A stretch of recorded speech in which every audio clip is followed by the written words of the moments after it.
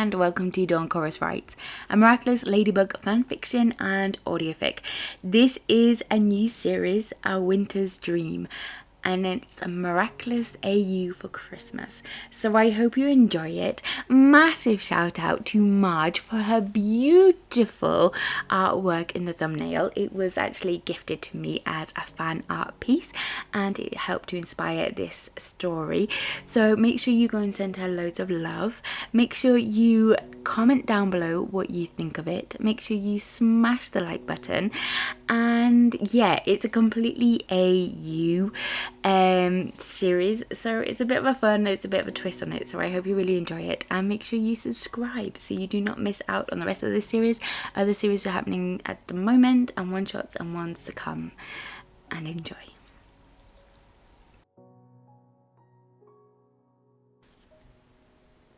Chapter 3. Cat scanned the next street before darting down it. He needed to make it across town and into the not-so-desirable part of Paris, his so-called base. He hated the fact that it was so far away from Marinette's flat, but what could he do? With these time jumps, there was no guarantee what he would find after a month, or 6 months, or this time 2 weeks if he had a regular flat. It's not like he could take out a lease in his name. Might look suspicious for Adrien to rent out another flat. He sprinted down another alley and then leapt onto a nearby roof and across a few rows of houses, making sure there was no one down below that would spot him. Soon enough, he arrived next to a rundown block, exposed to lives he had never witnessed before. He jumped onto the fire escape and climbed the stairs until he reached his studio flat. It was still how he had left it. He let out a sigh of relief. Oh, closing. As soon as the suit disappeared, a wave of exhaustion washed over him. Cheese! I need cheese! Plagg declared loudly in the darkness of the room. Adrien yanked hard on the cord, bringing to life the generator and switching on 2 nearby lamps. To his lively neighbours, this place, his place, for the time being, had to seem abandoned, so there was no question asked when he wasn't there. He put a large pan of water on the small camping gas stove and waited for it to boil, as he grabbed 2 spicy ramen bowls. It was still strange for him, trapped in this weird alternative world he was in, that he still needed the basics, to eat, to sleep, to wash. The author of this world had made it too realistic to the everyday life. No wonder he was finding it extremely difficult to persuade Marinette that this wasn't her reality and needed to wake up. What made it worse, he was on limited funds too. If he had known, he would have brought the moon. But he never expected this. To be like this. The amount of time. For the first time in his life, Adrien was on a budget, and that included cheese. Kid, what were you thinking back there? We had talked about it. You need to take it slow. Plagg rumbled through a mouthful of cheese, causing tiny sprinkles to spray across the floor. Adrien collapsed on the thin, blow-up mattress and yanked the fleece blanket over himself. We don't have time to take it slow, he grumbled into the fabric. We don't know what the author has planned. We don't know what direction this will take. We don't know anything. The sizzling noise of the water against the metal caught his attention. Dragging his exhausted body to the edge of the mattress, he leant over and stared at the bubbles forming in the water. Oh, I'm sorry, buddy. I panicked. She didn't remember the last time I tried to speak to her, so I reacted. The anguish in Adrien's voice expressed exactly the amount of pain he was feeling. He picked up his phone, wishing he could call her right now and she would come over, remembering how she would comfort him when his head was in a turmoil. Instead, He leant across the extension cable and plugged in his dead phone to charge. Reacted? You kissed her! Yes, I did. I thought true love's kiss would break the spell. That's not how it works here, kid. Adrien pictured glasses on Plagg as he peered over the top rim, staring at him. I know you're not going to believe me, but you know what? I would swear she tried to kiss me back. Maybe there is a part of her. I hate to say it, but you are a stranger to her. So the chances of her kissing you back are... I know it's hard to believe, but I've kissed Marinette hundreds of times. I know what it feels like when she... But she? This isn't your Marinette. Well, she is, and isn't. Oh, where's Bonnex and Sass when you need them? To her, she's Maria. She believes this world, and the thought of it not being real really will scare her. Oh no! Oh, what else can I do? Adrien rubbed his face with his palms and groaned. Try gaining her trust first. Try playing at the author's game. But do I have time? How much time has passed in our world? I'm guessing by standard rules, time here is passing a lot faster than ours. But really? What choice do you have? But how do I gain her? Wait, what about Nino? He switched on his phone and pressed on the contacts. Searching for Nino, he found 2 versions. That's a risky move. What if you don't know what contact he had with alternative Adrien? It's risky, and yet my gut is telling me that it might work. When I bumped into him on the street after the second time jump, he seemed excited to see me, like we haven't talked in a while. He even gave me his number just in case I had the wrong one. It seems to me that in the author's world, he has made Adrien, me, a side note and not involved with the gang, with Maria. He has removed Adrien as a love interest in this world to make room for someone else. For himself? So, how do you think he will react when Adrien suddenly goes off character and starts to rewrite the story? Fingers crossed he might not notice at first. After all, what choice do I have? She thinks Kat is a fictional character. She might not even remember what happened tonight. 2 weeks ago. But Adrien, on the other hand, is real. They do have some form of a past. I don't know, Adrien. It could be too risky. You don't know how the author will react. It's like you said. I've been trying to do it my way. Treating her as Marinette, and it's not working. So let's try treating her like Maria. Take it slow, like you said. Treat it like a story. Plus, if she is ever going to trust me, believe me, and wake her up, then I at least have to try, right?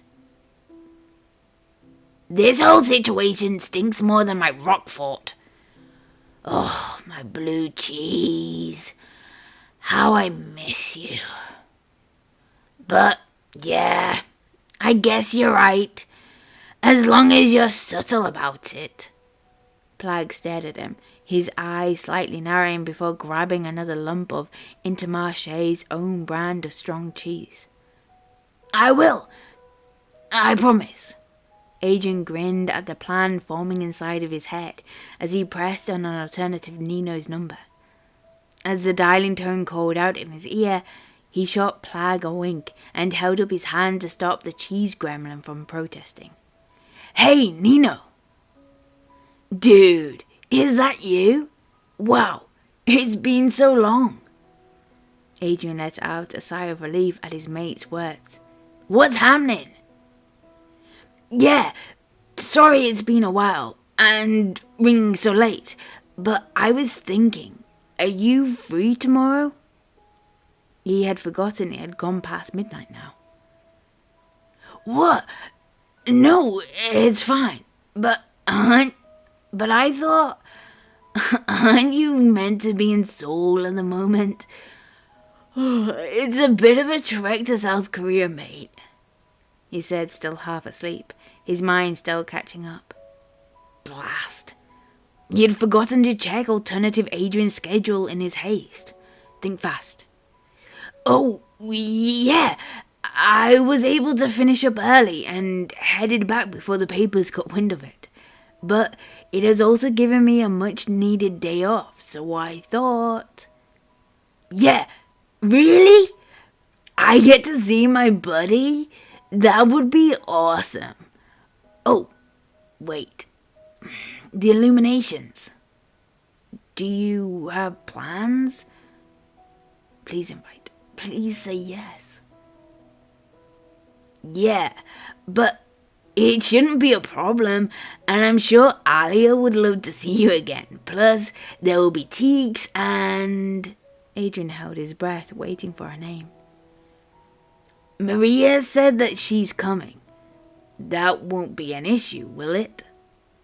No, of course not. Why? Well, you two haven't spoken since the fallout years ago, so I thought... So not only did the author cut him out, but made it difficult for him to form a relationship with her. Great. That's all water under the bridge as far as I'm concerned. Unless you think Maria will... Adrien couldn't help pondering what the fallout could have been about. What was so bad that made them stop talking to one another? No, I think she'll be cool with it. I'm sure, and it'll be good for you both to catch up again. The tone Nina was using reminded Adrien of times when his mate was plotting something. Great! Where should I meet you all? Dude, this is gonna be awesome! There is our usual booth we meet at in the Christmas market. I'll text you the details, but you should be there at 4 p.m. I've got a bit of a deadline on a single I've been producing, but should be done by then. Ah, that's cool. He remembered Nino mentioning he was a music producer now. Funny how the author has tweaked certain parts of their lives. Nino went from DJ to producer. I'm looking forward to it. I'll let you go and get some rest. See you tomorrow, or should I say today? Adrien let out a chuckle and heard Nino do the same. This is gonna be epic. Night, dude. The line cut off. Are you happy now? You call that subtle? What do you mean? It is... Adrien is simply tagging along with plans the author had already formed. Adrien smirked at Plagg's dislike. But I wonder what issue the author came up with to break Adrien and Maria apart, to the point of not even being friends. Adrien shuddered at the thought. I hate to even imagine it. Life without Marinette? She is my life, my love. Which is why you are risking everything to be here, kid. Adrien nodded his head and poured the boiling water into both plastic bowls filled with instant noodles, and then waited the 3 minutes. Picking his phone back up, he pressed on the video icon and smiled at the list of personal videos. Selecting the first one, his heart ached at the sight of Marinette trying to hide her face away from the camera. He had taken it years ago now, but it was one of the most precious things he owned. Please, say it again. I want to record it, so I'll always have the memory of it. His voice called out behind the camera as it showed her old bedroom above the bakery. Adrien, I mean it. Put it away. It's too embarrassing, and why do you really need to record it? Are you telling me that you'll forget otherwise? She stopped and stared at him, her eyes looking at something slightly off camera. The ache turned into a sharp pain as he stared back at her beautiful, cute face. The point when she was turning from a girl to a young woman. How could I forget?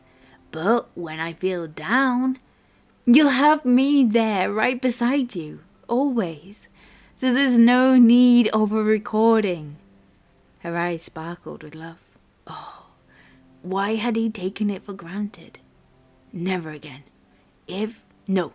When he broke her out of this world, he would never take the magic they had for granted again. Please, my love, just once, at the camera. She dropped the threatening pillow down on the chase and smoothed her hair back into place. Fine. Just once, okay? The camera shifted up and down, with a smirk on her lips, tugging the bottom lip between her top teeth. Her ocean eyes flooded the camera. Adrien agrees? I love you. Always and forever, and yes? She chuckled slightly as her cheeks blushed a dark pink. One day, I will marry you. I'll be your wife and you'll be my husband. And we'll have 3 kids plus a hamster. Her hand shot up and covered her face. There, are you happy now? Her voice was muffled. The image quickly shifted as the phone dropped to the ground, making out in the corner of the video Adrien wrapping his arms around Marinette. More than happy. I have proof now that you'll always be mine, that you love me and agreed to marry me. Adrien tried to peel her hands away from her face. You make me so happy. I love you so much, Marinette. Wait, you made me do that for proof? But you said... As quick as a flash, Marinette ducked out of his hold and grabbed the pillow. Adrien! His laughter filled the audio as his body went out of frame with Marinette quickly behind him, threatening him. The pain was too much to bear. Tears flowed down his cheeks and dripped off his jaw, causing a few to splash on the screen as the sound of a happy couple filled the silence of his dismal flat. He pulled out the silver ring from his pocket as his blurry eyes tried to focus on the inscribed words. You and me against the world, always. He pressed the ring to his lips. I love you, my wife, my Marinette. Kid. Adrien, Plagg said softly next to him, noticing for the first time he was sitting on his shoulder. We'll win. We'll get her back and break her free from this world. This dream. Adrien carefully secured the ring back into his pocket and brushed his hand across his cheek, removing the tears. Yeah. I know we will. We haven't failed yet. His voice was broken, but he nodded his head sharply at the words. That's the spirit. Now eat. We don't know how long we have until another shift. At his little buddy's words, Adrien grabbed the wooden fork and stirred his ramen in the bowl before taking a large bite. The saying was true. Sometimes you don't realize how hungry you are until you start eating. Before he knew it, he had finished one bowl and about to start another when Plagg called out. It's! Darting towards him. In the blink of an eye, Adrien found himself standing in the cold, surrounded by sparkling fairy lights, bustling people making their way around him, and the delicious smell of roasted chestnuts, spices, sweet crepes, and the distinctive scent of grilled bratwursts. Adrien Agreste was waiting at the Christmas market for his friends, for Marinette, for Maria.